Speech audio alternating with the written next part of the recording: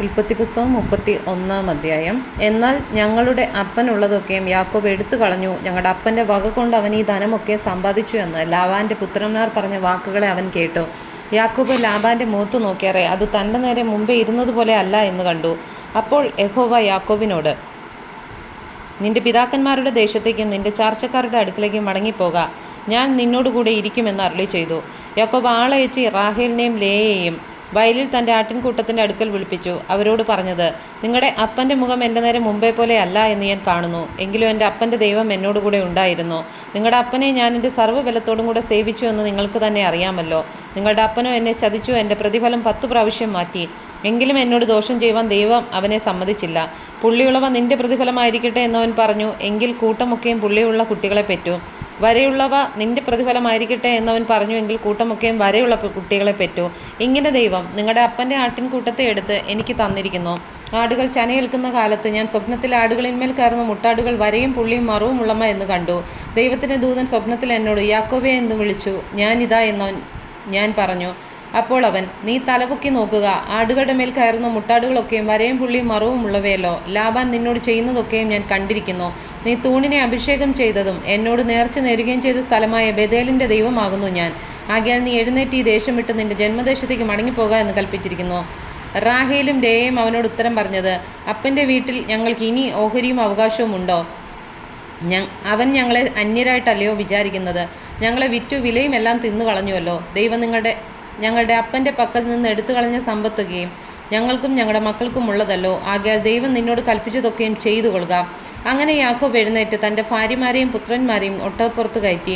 തൻ്റെ കന്നുകാലികളെയൊക്കെയും താൻ സമ്പാദിച്ച സമ്പത്തൊക്കെയും താൻ പത്തൻ അരാമിൽ സമ്പാദിച്ച മൃഗസമ്പത്തൊക്കെയും ചേർത്തുകൊണ്ട് കനാൻ ദേശത്ത് തൻ്റെ അപ്പനായ ഇസഹാക്കിൻ്റെ അടുക്കൽ പോകുവാൻ പുറപ്പെട്ടു. ലാബാൻ തൻ്റെ ആടുകളെ രോമം കത്രിപ്പാൻ പോയിരുന്നു. റാഹേൽ തൻ്റെ അപ്പനുള്ള ഗ്രഹവിഗ്രഹങ്ങളെ മോഷ്ടിച്ചു. താൻ ഓടിപ്പോകുന്നത് യാക്കോബ് അരാമിനെ ലാബാനോട് അറിയിക്കാകിയാൽ അവനെ തോൽപ്പിച്ചായിരുന്നു പോയത്. ഇങ്ങനെ അവൻ തനിക്കുള്ള സകലവുമായി ഓടിപ്പോയി. അവൻ പുറപ്പെട്ട് നദി കടന്നു ഗിലെയാദ് പർവ്വതത്തിനു നേരെ തിരിഞ്ഞു. യാക്കോബ് ഓടിപ്പോയി എന്ന് ലാബാന് 3-ാം ദിവസം അറിവ് കിട്ടി. ഉടനെ അവൻ തൻ്റെ സഹോദരന്മാരെ കൂട്ടിക്കൊണ്ട് 7 ദിവസത്തെ വഴി അവനെ പിന്തുടർന്ന് ഗിലെയാദ് പർവ്വതത്തിൽ അവനോടൊപ്പം എത്തി. എന്നാൽ ദൈവം രാത്രി സ്വപ്നത്തിൽ അരാമിനായ ലാബാൻ്റെ അടുക്കൽ വന്ന് അവനോട്, നീ യാക്കോബിനോട് ഗുണമെങ്കിലും ദോഷമെങ്കിലും പറയാതിരിപ്പാൻ സൂക്ഷിച്ചുകൊള്ളുക എന്ന് കൽപ്പിച്ചു. ലാബാൻ യാക്കോബിനോട് ഒപ്പമെത്തി. യാക്കോബ് പർവ്വതത്തിൽ കൂടാരം അടിച്ചിരുന്നു. ലാബാനും തൻ്റെ സഹോദരന്മാരെ ഗിലെയാദ് പർവ്വതത്തിൽ കൂടാരം അടിച്ചു. ലാബാൻ യാക്കോബിനോട് പറഞ്ഞത്, നീ എന്നെ ഒളിച്ചു പൊയ്ക്കളയുകയും എൻ്റെ പുത്രിമാരെ വാളാൽ പിടിച്ചവരെ പോലെ കൊണ്ടുപോവുകയും ചെയ്തത് എന്ത്? നീ എന്നെ തോൽപ്പിച്ച് രഹസ്യമായിട്ട് ഓടിപ്പോവുകയും ഞാൻ സന്തോഷത്തോടും സംഗീതത്തോടും മുരജത്തോടും വീണയോടും കൂടെ നിന്നെ അയപ്പാൻ തക്കോണം എന്നെ അറിയിക്കാതിരിക്കുകയും എൻ്റെ പുത്രന്മാരെയും പുത്രിമാരെ ചുംബിപ്പാൻ എനിക്ക് ഇട തരാതിരിക്കുകയും ചെയ്തത് എന്ത്? ഭോഷത്വമാകുന്നു നീ ചെയ്തത്. നിങ്ങളോടുള്ള ദോഷം ചെയ്യുവാൻ എൻ്റെ പക്കൽ ശക്തിയുണ്ട്. എങ്കിലും നീ യാക്കോബിനോട് ഗുണമെങ്കിലും ദോഷമെങ്കിലും ചെയ്യാതിരിപ്പാൻ സൂക്ഷിച്ചു കൊള്ളുക എന്ന് നിങ്ങളുടെ പിതാവിൻ്റെ ദൈവം കഴിഞ്ഞ രാത്രി എന്നോട് കൽപ്പിച്ചിരിക്കുന്നു. ആകട്ടെ, നിന്റെ പ്രതിഭവനത്തിനായുള്ള അതിവാഞ്ചയാൽ നീ പുറപ്പെട്ടു പോന്നു. എന്നാൽ എൻ്റെ ദേവന്മാരെ മോഷ്ടിച്ചത് എന്തിന്? യാക്കോബ് ലാബാനോട്, പക്ഷേ നിന്റെ പുത്രിമാരെ നീ എൻ്റെ പക്കൽ നിന്ന് അപഹരിക്കുമെന്ന് ഞാൻ ഭയപ്പെട്ടു. എന്നാൽ നീ ആരുടെ പക്കലെങ്കിലും നിന്റെ ദേവന്മാരെ കണ്ടാൽ അവർ ജീവനോടിരിക്കരുത്. എൻ്റെ പക്കൽ നിന്റെ വക വല്ലതുമുണ്ടോ എന്ന് നീ നമ്മുടെ സഹോദരന്മാർ കാണുകയും നോക്കിയെടുക്കുക എന്ന് ഉത്തരം പറഞ്ഞു. റാഹേൽ അവയെ മോഷ്ടിച്ചത് യാക്കോബ് അറിഞ്ഞില്ല. അങ്ങനെ ലാബാൻ യാക്കോബിൻ്റെ കൂടാരത്തിലും ലേയയുടെ കൂടാരത്തിലും 2 ദാസിമാരുടെ കൂടാരത്തിലും ചെന്ന് നോക്കി ഒന്നും കണ്ടില്ല താനും. അവൻ ലേയയുടെ കൂടാരത്തിൽ നിന്ന് ഇറങ്ങി റാഹേലിൻ്റെ കൂടാരത്തിൽ ചെന്നു. എന്നാൽ റാഹേൽ വിഗ്രഹങ്ങളെ എടുത്ത് ഒട്ടകക്കോപ്പിനകത്തിട്ട് അതിന്മേൽ ഇരിക്കുകയായിരുന്നു. ലാബാൻ കൂടാരത്തിലൊക്കെയും തിരഞ്ഞു നോക്കി, കണ്ടില്ല താനും. അവൾ അപ്പനോട്, യജമാനൻ കോപിക്കരുതേ, നിന്റെ മുൻപാകെ എഴുന്നേൽപ്പാൻ എനിക്ക് കഴിവില്ല. സ്ത്രീകൾക്കുള്ള മുറ എനിക്ക് വന്നിരിക്കുന്നു എന്ന് പറഞ്ഞു.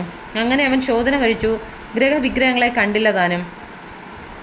അപ്പോൾ യാക്കോബിന് കോപം ജ്വലിച്ചു. അവൻ ലാബാനോട് വാദിച്ചു. യാക്കോബ് ലാബാനോട് പറഞ്ഞത് എന്തെന്നാൽ, എൻ്റെ കുറ്റമെന്ത്? നീ ഇത്ര ഉഗ്രതയോടെ എൻ്റെ പിന്നാലെ ഓടി വരേണ്ടതിന് എൻ്റെ തെറ്റെന്ത്?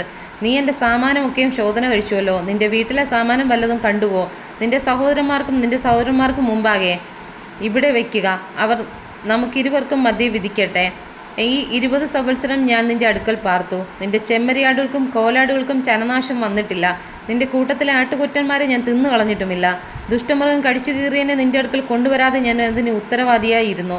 പകൽ കളവ് പോയതിനെയും രാത്രി കളവ് പോയതിനെയും നീ എന്നോട് ചോദിച്ചു. ഇങ്ങനെയായിരുന്നു എൻ്റെ വസ്തുത. പകൽ വെയിൽ കൊണ്ടും രാത്രി ശീതം കൊണ്ടും ഞാൻ ക്ഷയിച്ചു. എൻ്റെ കണ്ണിന് ഉറക്കമില്ലാതെ ഞാൻ 20 സംവത്സരം ഞാൻ നിൻ്റെ വീട്ടിൽ പാർത്തു. 14 സംവത്സരം നിന്റെ 2 പുത്രിമാർക്കായിട്ടും 6 സംവത്സരം നിന്റെ ആട്ടിൻകൂട്ടത്തിനായിട്ടും നിന്നെ സേവിച്ചു. 10 പ്രാവശ്യം നീ എൻ്റെ പ്രതിഫലം മാറ്റി. എൻ്റെ പിതാവിൻ്റെ ദൈവമായ അബ്രഹാമിൻ്റെ ദൈവവും ഇസഹാക്കിൻ്റെ ഭയവുമായവൻ എനിക്കില്ലാതിരുന്നു എങ്കിൽ നീ ഇപ്പോൾ എന്നെ വെറുതെ അയച്ചു കളയുമായിരുന്നു. ദൈവം എൻ്റെ കഷ്ടതയും എൻ്റെ കൈകളുടെ പ്രയത്നവും കണ്ട് കഴിഞ്ഞ രാത്രി ന്യായം വിധിച്ചു.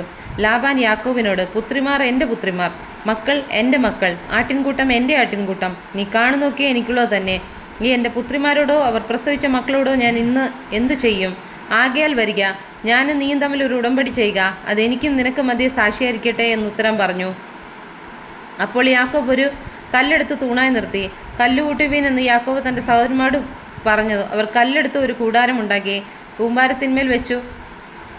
അവർ ഭക്ഷണം കഴിച്ചു. ലാബാൻ അതിന് യഗർ സഹദൂത, സാക്ഷ്യത്തിൻ്റെ കൂടാരം എന്ന് പേരിട്ടു. യാക്കോബ് അതിന് ഗലേദ്, സാക്ഷ്യത്തിൻ്റെ കൂമ്പാരം എന്ന് പേരിട്ടു. ഈ കൂമ്പാരം ഇന്നും എനിക്കും നിനക്ക് മധ്യ സാക്ഷി എന്ന് ലാബാൻ പറഞ്ഞു. അതുകൊണ്ട് അതിന് ഗലേദ് എന്നും മിസ്പ കാവൽമാടം എന്നും പേരായി. നാം തമ്മിൽ അകന്നിരിക്കുമ്പോൾ യഹോവ എനിക്കും നിനക്ക് നടുവേ കാവലായിരിക്കട്ടെ. നീ എൻ്റെ പുത്രിമാരെ ഉപദ്രവിക്കുകയോ എൻ്റെ പുത്രിമാരെ അല്ലാതെ വേറെ സ്ത്രീകളെ പരിഗ്രഹിക്കുകയോ ചെയ്യുമെങ്കിൽ നമ്മളോടുകൂടെ ആരുമില്ല. നോക്കുക, ദൈവം തന്നെ എനിക്കും നിനക്ക് മധ്യ സാക്ഷി എന്നവൻ പറഞ്ഞു. ലാബാൻ പിന്നെ യാക്കോബിനോട്, ഇതാ ഈ കൂമ്പാരം, ഇതാ എനിക്കും നിനക്ക് മധ്യേ നിർത്തിയ തൂൺ. ദോഷത്തിനായി ഞാൻ ഈ കൂമ്പാരം കടന്ന് നിന്റെ അടുക്കൽ വരാതെയും നീ ഈ കൂമ്പാരവും ഈ തൂണും കടന്ന് എൻ്റെ അടുക്കൽ വരാതെയും ഇരിക്കേണ്ടതിന് ഈ കൂമ്പാരവും സാക്ഷി, ഈ തൂണും സാക്ഷി. അബ്രഹാമിൻ്റെ ദൈവവും നാഹോറിൻ്റെ ദൈവവും അവരുടെ പിതാവിൻ്റെ ദൈവവുമായവൻ നമുക്ക് മധ്യേ വിധിക്കട്ടെ എന്ന് പറഞ്ഞു. യാക്കോബ് തൻ്റെ പിതാവായ ഇസഹാക്കിൻ്റെ ഭയമായവനെ ചൊല്ലി സത്യം ചെയ്തു. പിന്നെ യാക്കോബ് പർവ്വതത്തിൽ യാഗം അർപ്പിച്ച് ഭക്ഷണം കഴിപ്പാൻ തൻ്റെ സഹോദരന്മാരെ വിളിച്ചു. അവർ ഭക്ഷണം കഴിച്ചു പർവ്വതത്തിൽ രാപ്പാർത്തു. ലാബാൻ അധികാലത്ത് എഴുന്നേറ്റ് തൻ്റെ പുത്രന്മാരെയും പുത്രിമാരെയും ചുംബിക്കുകയും അനുഗ്രഹിക്കുകയും ചെയ്ത ശേഷം അവിടെ നിന്ന് പുറപ്പെട്ട് സ്വദേശത്തേക്ക് മടങ്ങിപ്പോയി.